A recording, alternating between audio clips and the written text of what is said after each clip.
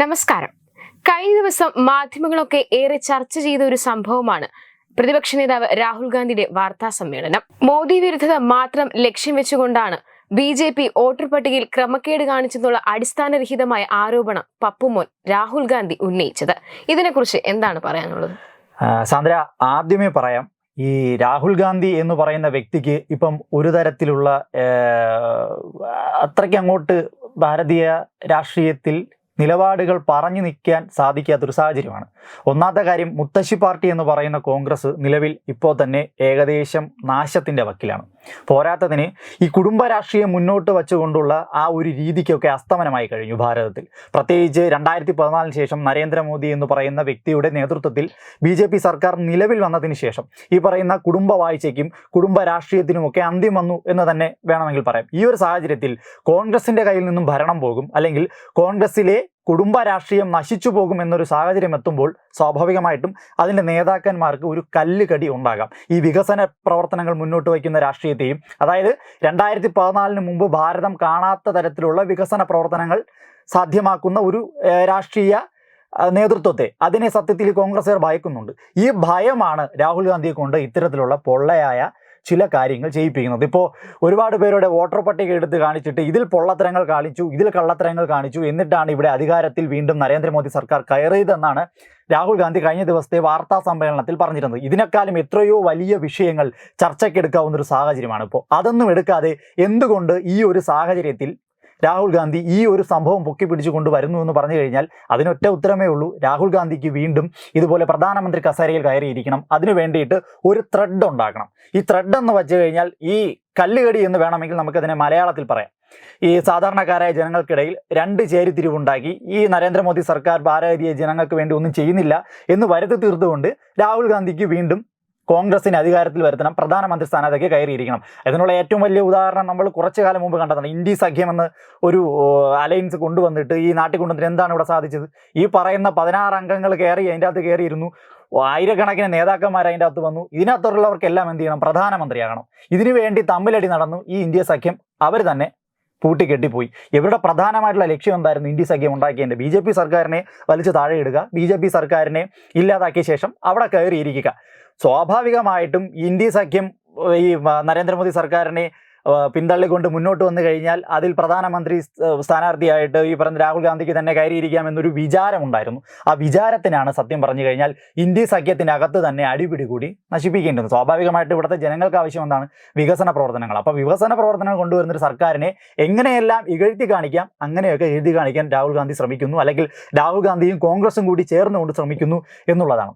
ഇതിൽ എടുത്തു പറയേണ്ട ഒരു കാര്യം എന്ന് പറഞ്ഞു കഴിഞ്ഞാൽ ഈ രാഹുൽ ഗാന്ധിയുടെ കീഴിലുള്ള പ്രതിപക്ഷ സംഘടനകളും ഈ രാജ്യത്തിന് വേണ്ടി എന്താണ് ചെയ്യുന്നത് എന്ന് ചോദിച്ചു കഴിഞ്ഞാൽ ഒന്നും ചെയ്യുന്നില്ല. എന്നാൽ എന്തൊക്കെ രാജ്യത്തിന് എതിരായി ചെയ്യുന്നു എന്ന് ചോദിച്ചു കഴിഞ്ഞാൽ അതിനൊരു 100 ഉത്തരം നമുക്ക് കണ്ടെത്താൻ സാധിക്കും. അതുകൊണ്ടൊക്കെ തന്നെയാണ് രാഹുൽ ഗാന്ധിക്ക് പിന്നെയും ഈ കല്ലുകടി, അല്ലെങ്കിൽ എന്തു പറയാം, നമ്മൾ മലയാളത്തിൽ അതിനെ പറഞ്ഞു വയ്ക്കുക എന്ന് പറഞ്ഞു കഴിഞ്ഞാൽ രാഷ്ട്രീയപരമായിട്ട് പറയുന്നത് ചൊറിച്ചിൽ എന്നതിനെ പറയും. ഈ വികസന പ്രവർത്തനങ്ങൾ നരേന്ദ്രമോദി സർക്കാർ കൊണ്ടുവരുന്നത് കണ്ട് ഒരു പ്രത്യേകതരം ചൊറിച്ചിലുണ്ടാകുന്നു. ആ ചൊറിച്ചിലിലൂടെ എന്തെങ്കിലുമൊക്കെ കാട്ടിക്കൂട്ടാൻ ശ്രമിക്കുന്നു. കാര്യം, ഞങ്ങൾ ഇവിടെ ജീവിച്ചിരിപ്പുണ്ട് എന്ന് ഈ ജനങ്ങളെ ബോധ്യപ്പെടുത്തേണ്ട ഒരു ആവശ്യം ആരുടേതാണ്? ഈ രാഹുൽ ഗാന്ധിയുടെയും കോൺഗ്രസിൻ്റെതാണ്. ഞാൻ നേരത്തെ പറഞ്ഞില്ലേ, കോൺഗ്രസ് എന്ന് പറയുന്ന മുത്തശ്ശി പ്രസ്ഥാനം ഏകദേശം നാശത്തിൻ്റെ വക്കിലെത്തി നിൽക്കുകയാണ്. അപ്പം ഞങ്ങളിവിടെ ഉണ്ട്, ഞങ്ങളിൽ കുറച്ച് പേർക്ക് ജീവനുണ്ട്, ഞങ്ങൾക്ക് പ്രതികരണ ശേഷിയുണ്ട്, അല്ലെങ്കിൽ ഞങ്ങൾ എന്തൊക്കെയോ നാടിന് വേണ്ടി ചെയ്യുന്നു എന്ന് കാണിക്കുവാൻ, വരുത്തി തീർക്കുവാൻ വേണ്ടിയിട്ടുള്ള ശ്രമങ്ങൾ മാത്രമാണ്. ഈ പൊള്ളയായ കാരണങ്ങളൊക്കെ കാണിച്ചുകൊണ്ട് നരേന്ദ്രമോദി സർക്കാരിൻ്റെ വികസനങ്ങളെ, BJP സർക്കാരിൻ്റെ വികസനങ്ങളെയൊക്കെ അങ്ങ് മായ്ച്ചു കളയാമെന്ന് വിചാരിച്ചു കഴിഞ്ഞാൽ അതൊന്നും ഇനി ഭാരതത്തിൽ യേശം പോകുന്നില്ല. അത്തരം ഐഡിയകളുടെയൊക്കെ കാലം കഴിഞ്ഞു എന്ന് വേണമെങ്കിൽ നമുക്ക് പറഞ്ഞു വയ്ക്കാം. അനന്തു, അതുപോലെ തന്നെ രാഹുൽ ഗാന്ധി വിദേശ രാജ്യങ്ങളിൽ പോയപ്പോൾ എപ്പോഴും ദേശവിരുദ്ധത മാത്രമാണ് എപ്പോഴും പറയുന്നത്. ഇപ്പോൾ ഈ കഴിഞ്ഞ ഈ സംഭവങ്ങളൊക്കെ എടുത്ത് നോക്കിയാൽ തന്നെ നമുക്ക് മനസ്സിലാകാൻ സാധിക്കുന്നതാണ്. അപ്പോൾ ഈ ഒരു സാഹചര്യത്തിൽ ഇപ്പോൾ ഈ അടിസ്ഥാനരഹിതമായ ആരോപണങ്ങൾ ഉന്നയിക്കുമ്പോൾ ഇതെങ്ങനെ ആൾക്കാർക്ക് അത് വിശ്വസനീയമാവും? അത് കൃത്യമായിട്ടുള്ള ചോദ്യമാണ്. അതിൽ തന്നെ ഉണ്ട് ഈ രാഹുൽ ഗാന്ധി കാണിച്ച പൊള്ളത്തരങ്ങൾ എത്രത്തോളം വലുതാണെന്ന്. കാര്യം, രാജ്യത്തിനകത്ത് വന്നിട്ട് രാജ്യത്തിലെ ജനങ്ങൾക്ക് വേണ്ടി വലിയ കാര്യങ്ങൾ ചെയ്യുന്നു, രാജ്യത്തിനകത്തെ ജനങ്ങളെ സംരക്ഷിക്കുവാൻ വേണ്ടി എന്തൊക്കെയോ കാര്യങ്ങൾ മുന്നോട്ട് വയ്ക്കുന്നു. ഇവിടുത്തെ സർക്കാർ ഭരണകൂടം വളരെ ഫ്ലോപ്പാണ് എന്നുള്ള രീതിയിലൊക്കെ ജനങ്ങളെ പറഞ്ഞ് വിശ്വസിപ്പിക്കാൻ ശ്രമിക്കുന്നത് ഒരു സൈഡിൽ നിൽക്കട്ടെ. ആ നിൽക്കുന്നതിനോടൊപ്പം തന്നെ പുറം രാജ്യങ്ങളിൽ പോയി, ഭാരതത്തിന് പുറത്തു പോയിട്ട് രാഹുൽ ഗാന്ധി പറഞ്ഞു വെക്കുന്ന കാര്യങ്ങൾ എന്താണ്? ഭാരതത്തിനകത്ത് വികസനമില്ല. ഭാരതം എന്ന് പറയുന്നത് വളരെ താഴോട്ട് പൊയ്ക്കൊണ്ടിരിക്കുന്ന ഒരു അവസ്ഥയിലാണ്. ഭാരതം എന്ന് പറയുന്ന അല്ലെങ്കിൽ ഇന്ത്യ എന്ന് പറയുന്ന രാജ്യത്തിനകത്തേക്ക് ഇനി ഒരു മുന്നോട്ട് വരക്കമില്ല. എല്ലാം നശിച്ചു കഴിഞ്ഞു. അവിടുത്തെ ഭരണകൂടം വളരെ വളരെ മോശമാണ്. നമ്മളിതിനെ ഒരു ഉദാഹരണം വെച്ച് നമുക്ക് ഈ കാര്യം പറയാം. കാര്യം നമുക്കൊരു കുടുംബമുണ്ട്, ഒരു 3-4 പേരടങ്ങുന്ന കുടുംബം. ഈ കുടുംബത്തിനകത്ത് ഒരു പ്രശ്നം നടക്കുന്നു. ഈ പ്രശ്നം നടക്കുന്ന സാഹചര്യത്തിന് ഈ കുടുംബത്തിനകത്തുള്ള പ്രശ്നങ്ങൾ കുടുംബത്തിനകത്ത് വെച്ച് തന്നെ പറഞ്ഞു തീർക്കുന്നതാണോ നല്ലത്, അല്ലെങ്കിൽ പുറത്തു പോയിട്ട് മറ്റൊരു കുടുംബത്തിൽ ചെന്നിട്ട് അവിടെയുള്ളവരടുത്ത് എൻ്റെ കുടുംബത്തിൽ ഇങ്ങനെയുള്ള പ്രശ്നങ്ങളുണ്ട്, അല്ലെങ്കിൽ എൻ്റെ കുടുംബം വളരെ മോശമായിട്ട് പോവുകയാണ്, സമൂഹത്തിൽ ഒന്നിനും കൊള്ളാത്തൊരു കുടുംബമാണ് എൻ്റെ കുടുംബം എന്ന് പറഞ്ഞു വയ്ക്കുന്നതാണോ ശരി? ഈ സെയിം സംഭവമാണ് രാഹുൽ ഗാന്ധി സത്യത്തിൽ പുറം രാജ്യങ്ങളിൽ പോകുമ്പോൾ നമ്മുടെ ഭാരതത്തെക്കുറിച്ച് പറഞ്ഞു വയ്ക്കുന്നത്. പുറം രാജ്യങ്ങളിൽ ചെന്നിട്ട് ഭാരതത്തെക്കുറിച്ച് നെഗറ്റീവ് പറയുകയും രാജ്യത്തിനകത്ത് വന്നിട്ട് രാജ്യത്തിലെ ജനങ്ങളെ വോട്ട് ബാങ്ക് രാഷ്ട്രീയത്തിന് വേണ്ടി കയ്യിലെടുക്കാൻ വേണ്ടിയിട്ട് രാജ്യത്തിനകത്ത് വേണ്ടി ഞാൻ എന്തോ ചെയ്യുന്നു, അല്ലെങ്കിൽ സർക്കാർ ഒന്നും ചെയ്യുന്നില്ല, ഞങ്ങൾ ഭരണത്തിൽ വന്നു കഴിഞ്ഞാൽ ഞങ്ങൾ മലമറിക്കും എന്നൊക്കെ പറയുന്നതിൽ 100% പൊള്ളത്തരങ്ങളും 100% ഉഡായിപ്പ് പരിപാടികളുമായിട്ട് മുന്നോട്ട് പോകുന്ന ഒരു രാഷ്ട്രീയ നേതൃത്വത്തെ മാത്രമേ നമുക്ക് കാണുവാൻ സാധിക്കുന്നുള്ളൂ.